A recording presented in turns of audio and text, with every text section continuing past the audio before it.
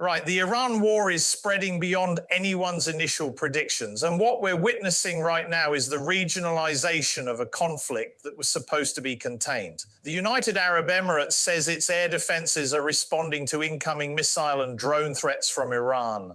In a brief statement, the UAE Defense Ministry says the sounds heard in scattered areas of the country are the result of air defense systems intercepting ballistic missiles and fighter jets intercepting drones and loitering munitions. This comes after the UAE reported intercepting 6 Iranian missiles and 131 drones today alone. 1 missile and 6 drones actually landed on UAE territory. Think about that for a moment. The United Arab Emirates, a wealthy Gulf state that has tried to maintain balanced relations with both Iran and the West, is now under direct attack from Iran. This is regional war. Meanwhile, in Tehran, the destruction is mounting.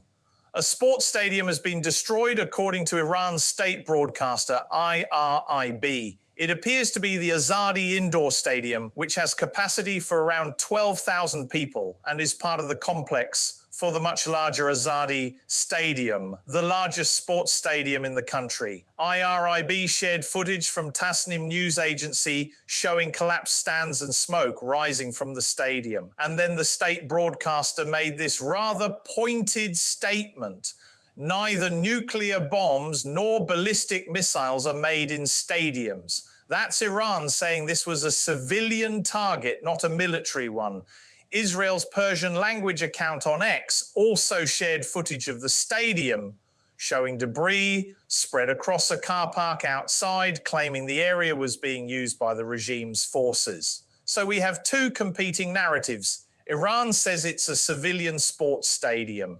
Israel says regime forces were using it. The truth is probably somewhere in between, but what's undeniable is that a major sports facility in the heart of Tehran has been destroyed by US-Israeli strikes. And now it gets even more complicated because Azerbaijan is getting dragged into this war. Azerbaijan has closed part of its airspace in the south after it said 4 Iranian drones flew across its border. The airspace will remain closed for 12 hours, according to a notice to airmen issued by Azerbaijan. But that's just the beginning. President Ilham Aliyev said Azerbaijan's armed forces have been instructed to prepare and implement appropriate retaliatory measures after Azerbaijan accused Iran of carrying out 2 drone strikes on its territory. According to Azerbaijan's statement, the targets of the attack were civilian facilities, including the Nakhchivan International Airport and its terminal building, a school, and other civilian sites, all treacherously struck by Iran. Azerbaijan's foreign ministry said 1 drone struck the terminal building of the airport, while another fell near a school building in Shakarabad. 2 civilians were injured.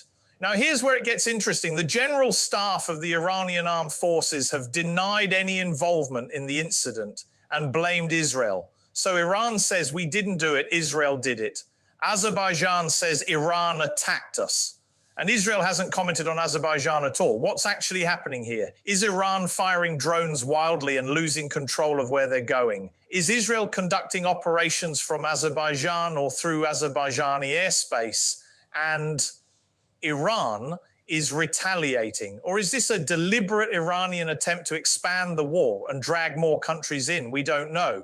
But what we do know is that Azerbaijan, a country that borders Iran to the north, and has complex relationships with both Russia and the West, is now preparing retaliatory measures against Iran. That's another country potentially entering this war. Let's step back and look at the bigger picture here, because this is spiraling in exactly the way that everyone feared it would. The UAE under attack, a sports stadium in Tehran destroyed, Azerbaijan closing its airspace and threatening retaliation, Iran firing missiles and drones in multiple directions, the US and Israel striking deeper into Iranian territory. This is not a contained conflict between Israel and Iran anymore.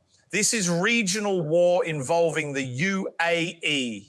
Azerbaijan, potentially Turkey, given their proximity to all this, Saudi Arabia already hit by Iranian strikes on energy facilities, Kuwait, where US jets were shot down by friendly fire. This is the Middle East on fire. And here's what makes it even more dangerous. We're not just talking about state actors anymore. Iran has proxies throughout the region, Hezbollah in Lebanon, the Houthis in Yemen, militias in Iraq and Syria. If Iran gives the order for all of these groups to activate simultaneously, if they all start firing missiles and drones and conducting attacks, the entire region could explode into violence that makes what we're seeing now look like a warm-up act. The UAE knows this. Azerbaijan knows this. And that's why they're so alarmed, because once you open Pandora's box in the Middle East, once you start a war that involves multiple countries and multiple proxy groups, it becomes almost impossible to close it again. The destruction in Tehran tells you how serious this is.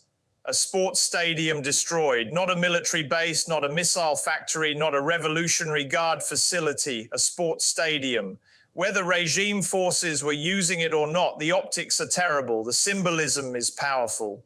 The message to the Iranian people is clear. Nowhere is safe, not even places meant for sport and recreation and community gathering. And Iran's response: fire missiles at the UAE, fire drones at Azerbaijan. Keep launching attacks even as your own country is being pounded by thousands of munitions. Here's the bottom line. The UAE intercepting Iranian missiles and drones. A Tehran sports stadium destroyed by US-Israeli strikes. Azerbaijan closing airspace, threatening retaliation, saying Iran struck its airport and a school. Iran denying it, blaming Israel. This is regional war spreading in real time. This is exactly what happens when conflicts aren't contained, when escalation isn't controlled, when nobody is willing to back down. The UAE is under attack. Azerbaijan is preparing retaliatory measures. Tehran is being devastated by strikes. And there is no end in sight. This has been the royal truth. I'll see you next time.